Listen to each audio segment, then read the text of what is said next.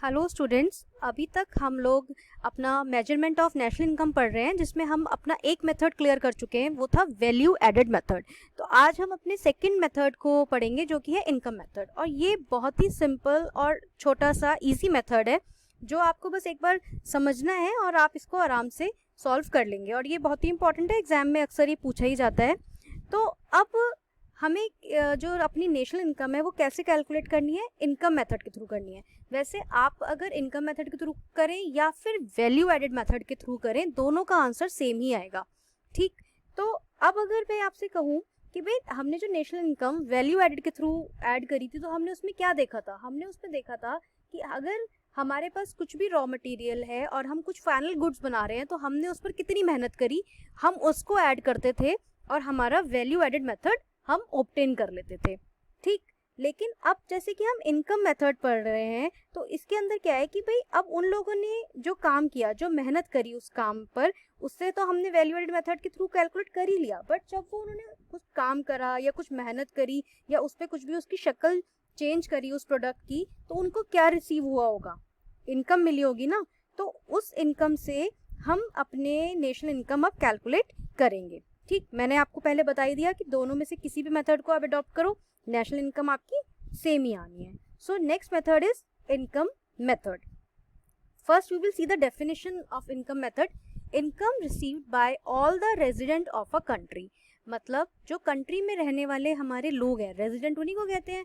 उन लोगों ने with in a year, accounting year, कितना काम किया और कितनी उनको इनकम रिसीव हुई, मतलब कितना पैसा उन लोगों ने उस चीज से कमाया।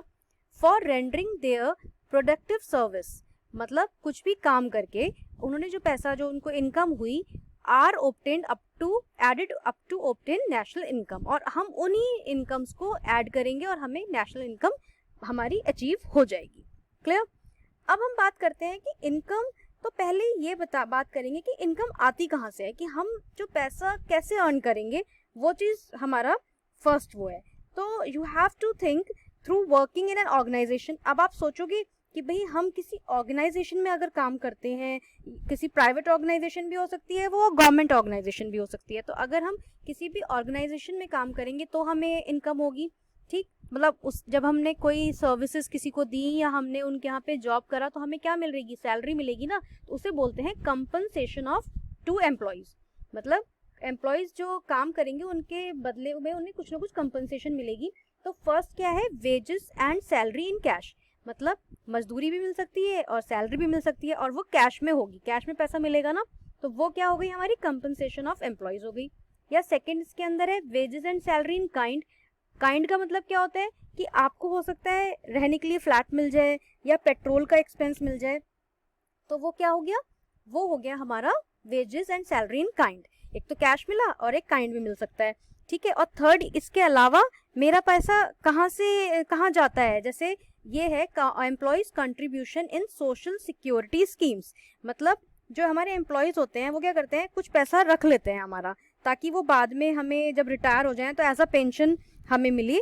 उसके लिए वो क्या करते हैं, उसका हमारी सैलरी का कुछ हिस्सा वो सिक्योर करके रख लेते हैं, तो वो होता है हमारा employ contribution in social security. ठीक, अगर क्वेश्चन में डायरेक्ट कंपनसेशन टू एम्प्लॉयज नहीं दिया हुआ बट ये तीनों चीजें दी हुई हैं, तो आप इन तीनों को ऐड कर लोगे तो आपका कंपनसेशन टू एम्प्लॉयज आ जाएगा। क्लियर? अब ये तो हो गया कि अगर हमने कहीं जॉब करा और हमें पैसा मिला, लेकिन और पैसा कहाँ से आएगा? अब दूसरी तरह का पैसा हमारे को आ सकता है कि मान लीजिए हमने अपना जो घर है वो रेंट पर दे दिया, किराए पर दे दिया, तो हमें पैसा मिलेगा, तो रेंट जो होगा वो रिसीव होगा, तो ये भी हमारी एक तरह से इनकम ही होगी। उससे नेक्स्ट क्या है हमारा? रॉयल्टी। अब पहले तो हम देखेंगे कि रॉयल्टी का मतलब क्या होता है। अब सामने वाले बंदे को मतलब पैसा क्यों देंगे हम? अगर हम उसका कोई नेम यूज कर रहे होंगे, जैसे पेटेंट्स या ट्रेडमार्क वगैरह होता है, तो अगर हम उसका वो नेम यूज कर रहे हैं तो हमें उसके बदले में उसको कुछ पैसा देना पड़ेगा, तो वो ही क्या होती है? हमारी रॉयल्टी होती है। क्लियर? अब नेक्स्ट तरीका क्या होगा? दो तरीके, मतलब तीन तरह के तरीके हमने पढ़ लिए। नेक्स्ट होगा हमारा इंटरेस्ट। इंटरेस्ट का मतलब क्या होता है? अगर हमने पैसा अपना लोन पर दिया और उसके बदले में हमें इंटरेस्ट मिला, रिसीव हुआ, मतलब ब्याज का पैसा एक तरह से, तो वो इंटरेस्ट होगा जो कि नेशनल इनकम में इंक्लूड होगा। बट अब यहाँ पे इंटरेस्ट में दो बातें आती हैं कि अगर आपने जो पैसा किसी को लोन दिया है और वो किस काम के लिए दिया है कि वो भी अपने बिजनेस में लगाए, तो अगर आपका पैसा आपके किसी फ्रेंड ने या किसी ने भी बिजनेस में लगाया और आपको उसके बदले में इंटरेस्ट दिया, तो आप उसे नेशनल इनकम में यूज करेंगे। लेकिन अगर आपका कोई जरूरतमंद दोस्त आ गया और उसको अपनी फैमिली की कुछ खर्चे पूरे करने के लिए आपसे पैसा चाहिए और आपने उसे पैसा दिया प्लस उससे इंटरेस्ट लिया, तो वो नेशनल इनकम में इंक्लूड नहीं होगा। ये चीज आप ध्यान रखेंगे। ठीक, अब हमारा नेक्स्ट तरीका क्या हो सकता है? भाई जरूरी नहीं है कि हम जॉब करके ही पैसा कमाएं, हम अपना बिजनेस भी तो कर सकते हैं। तो बिजनेस करेंगे तो वहां पे क्या मिलेगा? हमें प्रॉफिट अर्न होगा। ठीक, तो उसके भी 3 तरीके हैं कि कॉर्पोरेट टैक्स, डिविडेंड्स मिल जाए या रिटेन्ड अर्निंग, ये सारी चीजें प्रॉफिट के अंदर आती हैं। तो अगर क्वेश्चन में सीधे सीधे प्रॉफिट नहीं दिया हुआ होगा लेकिन कॉर्पोरेट टैक्स, डिविडेंड और रिटेन अर्निंग दिया है, तो आप इन तीनों को प्लस कर लेंगे और आपका प्रॉफिट आ जाएगा। क्लियर? ये चीज आप लोगों को ध्यान रखनी है। मतलब क्वेश्चन जब आप करेंगे कि भाई अगर क्वेश्चन सीधा सीधा नहीं है, सीधा सीधा तो देखो पूछा नहीं जाएगा कि डायरेक्ट प्रॉफिट ही दिया रखा हो, वो ये 3 चीजें दे सकते हैं, आप इन तीनों को ऐड करोगे और वो प्रॉफिट आ जाएगा आपका। क्लियर? अब हमने प्रॉफिट भी पढ़ लिया, लेकिन अब एक तरह के सेक्शन को, जो लास्ट सेक्शन है हमारी सोसाइटी का, वो रह गया। जैसे कि सपोज करिए कुछ छोटे शॉपकीपर्स हैं या कोई छोटा बिजनेस करने वाले लोग हैं, ठेला लगा रहे हैं सब्जी का, या कोई जूते को रिपेयर करने की शॉप खोलकर बैठा है, वो भी तो कमाई कर ही रहे हैं ना। तो उनकी जो अर्निंग होगी वो भी हम नेशनल इनकम, क्योंकि वो भी तो रेजिडेंट है हमारी कंट्री के, तो उनकी जो इनकम है वो भी हम इंक्लूड करेंगे अपनी नेशनल इनकम के अंदर। तो वो हम मिक्स्ड इनकम के अंदर लेंगे। ठीक, तो जितने भी मतलब मिक्स्ड इनकम क्या कहलाता है कि income generate from small business, वो कहलाती है हमारी मिक्स्ड इनकम। क्लियर? सो ये 5 तरीके हैं जो हमने यहाँ पे पढ़ लिए।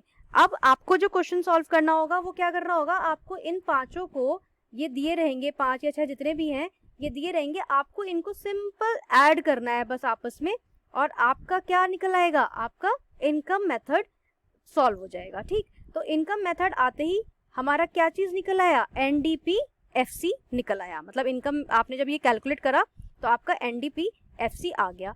अब NDPFC तो आपका आ गया, बट हमें निकालना क्या है? हमें तो नेशनल इनकम कैलकुलेट करनी है ना। और नेशनल इनकम क्या होती है हमारी? नेशनल इनकम हमारी होती है NNPFC। तो इसका तरीका आप लोगों को बहुत अच्छी तरह से पता ही है कि हम NDPFC पर हैं और हमें NNPFC पर जाना है। तो हम क्या करेंगे भाई? देखो NN सेम और D यानी कि डोमेस्टिक से नेशनल पे जाना है, तो हम क्या करते हैं? हम इसके अंदर ऐड करते हैं NFIA। क्लियर? हम NFIA ऐड कर लेते हैं और फैक्टर तो सेम है और प्रोडक्ट भी सेम है, तो और कुछ हमें नहीं लगाना। तो NDPFC plus NFIA equal to NNPFC। तो इस तरह से हमारा क्या निकल आएगा? हमारा ये पूरा कैलकुलेट हो जाएगी नेशनल इनकम। ठीक, लेकिन इसके अंदर अभी एक चीज और आती है, वो मैं आपको बताती हूँ। वो आता है आपका ऑपरेटिंग सरप्लस। ठीक, ऑपरेटिंग सरप्लस अब क्या होता है? क्वेश्चन में ये दिया रहेगा, थोड़ा सा क्वेश्चन को थोड़ा सा ट्रिकी बनाने के लिए वो लोग दे सकते हैं कि ऑपरेटिंग सरप्लस दे दें। अब आप सोचोगे भाई ऑपरेटिंग सरप्लस तो हमने इस पूरी वीडियो में कहीं देखा ही नहीं कि ये ऑपरेटिंग सरप्लस क्या होता है। तो ऑपरेटिंग सरप्लस कैसे निकलेगा? ये जो रेंट है आपका, या आपका जो ये इंटरेस्ट है और जो प्रॉफिट है, ये तीनों चीजों को आप ऐड कर दोगे तो आपका क्या निकल आएगा? ऑपरेटिंग सरप्लस निकल आएगा। क्लियर? तो इसको हम इस तरह से लिख लेते हैं कि ऑपरेटिंग सरप्लस जो होता है वो हमने यहाँ पे इक्वल टू कर दिया, ये चीज आ गई। क्लियर? तो operating surplus equal to rent and royalty plus interest plus profit, ये तीनों चीजें हम ऐड कर देंगे, हमारा ऑपरेटिंग सरप्लस आ जाएगा। तो अगर आपके क्वेश्चन में ये तीनों चीजें, चारों चीजें नहीं दी हुई हैं, रेंट, रॉयल्टी, इंटरेस्ट, प्रॉफिट, और लेकिन आपको ऑपरेटिंग सरप्लस दिया हुआ है, तो आप समझ जाओ कि भाई मुझे इनकी जरूरत नहीं है, बस अब मैं ये देखूंगा कंपनसेशन ऑफ एम्प्लॉइज और मिक्स्ड इनकम देखेंगे बस, अब और हमें किसी चीज की जरूरत नहीं होगी। ठीक, तो अब आपको ये चीज क्लियर हो गया कि हम अपना नेशनल इनकम किस तरह से निकालेंगे। ये आपकी नेशनल इनकम हो गई। क्लियर? इस तरह से हम सेट कर देते हैं अपनी स्क्रीन को, ये चीज। ठीक, थोड़ा सा छोटा सा रिवीजन भी कर लेते हैं। नेशनल इनकम कैलकुलेट करने के लिए हमारा सेकंड मेथड क्या होता है? Income method. इनकम मेथड मतलब जो हमारे कंपनी के रेजिडेंट हैं उन लोगों ने साल भर में कितना पैसा अर्न किया, कितना कमाया, उसे हम नेशनल इनकम में, उसी से हम अपनी नेशनल इनकम ऑब्टेन करते हैं और हमारी जो इनकम है वो कितने तरह की हो सकती है, वो कंपनसेशन टू एम्प्लॉयज़, अगर हम कहीं जॉब कर रहे हैं तो हमें जो पैसे मिलेंगे या वेजेस या सैलरी कैश में मिलता है, वो भी कंपनसेशन टू एम्प्लॉय है। लेकिन अगर काइंड कैश ना मिलके काइंड में मिलता है, मतलब फ्लैट मिल गया रहने के लिए, या पेट्रोल का एक्सपेंस मिल गया, या कुछ और इंसेंटिव्स मिल गए, तो वो भी कंपनसेशन टू एम्प्लॉयज़ हुआ। या उसके अलावा employees contribution to social security, मतलब जो हमारे रिटायरमेंट के बाद जो हमें पैसा मिलेगा उसकी जो सिक्योरिटी वो लोग रख रहे हैं, वो भी हमारा क्या आएगा, employ contribution to social security के अंदर ही आएगा। प्लस रेंट, अगर हमने अपना घर या शॉप रेंट पर दी हुई है, रॉयल्टी, हम किसी को रॉयल्टी दे रहे हैं या हमें मिल रही है, इंटरेस्ट, लोन पर हमने बिजनेस करने के लिए किसी को पैसा दिया हुआ है उसका इंटरेस्ट, प्रॉफिट, ये तीनों हो ही गए, डिविडेंड, रिटेन अर्निंग और कॉर्पोरेट टैक्स, और मिक्स्ड इनकम, यानी कि जो लोग छोटा मोटा काम करके पैसा अर्न करते हैं उनकी कमाई को भी हम अपनी नेशनल इनकम में ऐड करते हैं। तो इन सारी चीज़ों को हम ऐड कर देंगे, हमारी नेशनल इनकम आ जाएगी। ठीक है, और ऑपरेटिंग सरप्लस भी मैं आपको बता दिया कि क्या होता है, और आपको एनडीपीएफसी ऑब्टेन्ड हो जाएगा, उससे एनएनपीएफसी पे कैसे पहुंचना है ये भी आपको पता है, प्लस एनएफआईए करके, जो कि हम बहुत पहले से पढ़ते आ रहे हैं, अब तो ये हमारे लिए नया नहीं है। ठीक, तो यहाँ की वीडियो इसको हम यहीं एंड करते हैं। इसके बाद हम इसके थोड़े से न्यूमेरिकल्स भी देखेंगे, और हमारा जो लास्ट मेथड रह गया एक्सपेंडिचर मेथड, वो भी कैलकुलेट करेंगे, और फिर हमारी नेशनल इनकम हम अपनी कंप्लीट कर लेंगे। Okay, thank you so much, have a nice day.